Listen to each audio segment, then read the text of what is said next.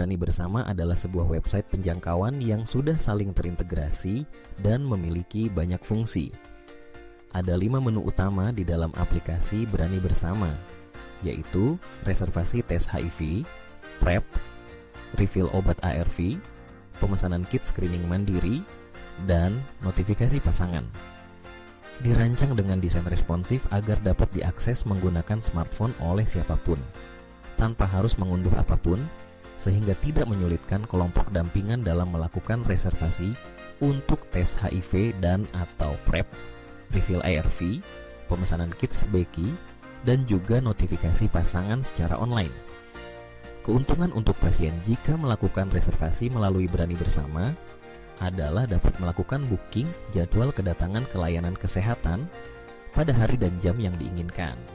Pasien akan langsung mendapatkan nomor antri yang dikirimkan ke email atau WhatsApp tanpa harus melewati antrian panjang di loket pendaftaran puskesmas, klinik, atau rumah sakit tujuan.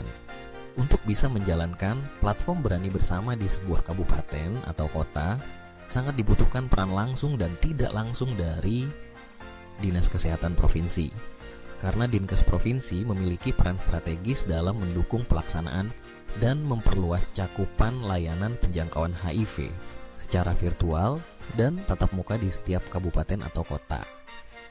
Dukungan utama yang diharapkan adalah merekomendasikan dan memilih kabupaten atau kota mana yang harus ikut serta dalam kegiatan ini, serta fokus apa yang perlu diprioritaskan. Beberapa kriteria yang mungkin menjadi dasar dalam memilih kabupaten, kota pelaksana program Berani Bersama, namun tidak terbatas pada poin berikut adalah 1.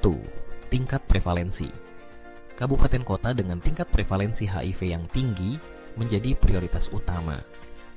Data epidemiologi kasus HIV dan infeksi menular seksual (IMS) dapat digunakan sebagai dasar untuk menentukan wilayah yang dipilih.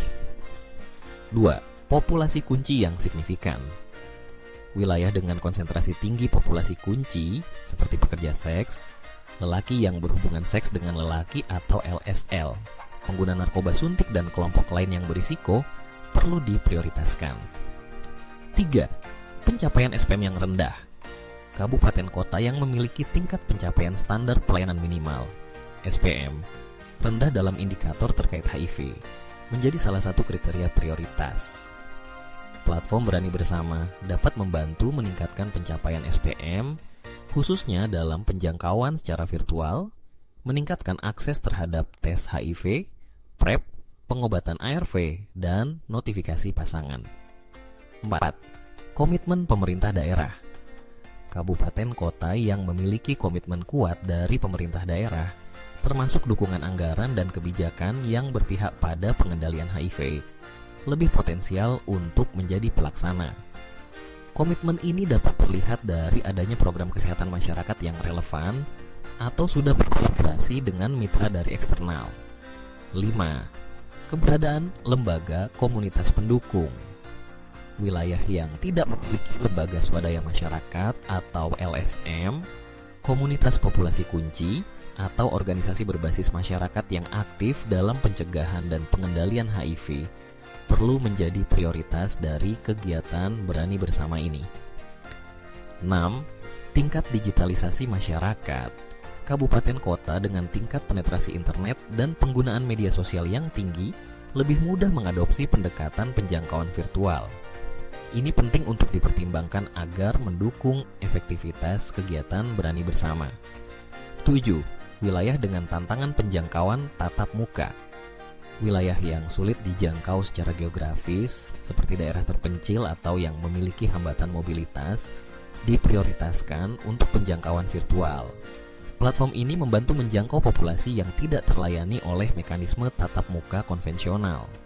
8. Cakupan program HIV sebelumnya. Kabupaten kota yang memiliki cakupan program HIV rendah sebelumnya dapat diprioritaskan untuk memperluas layanan.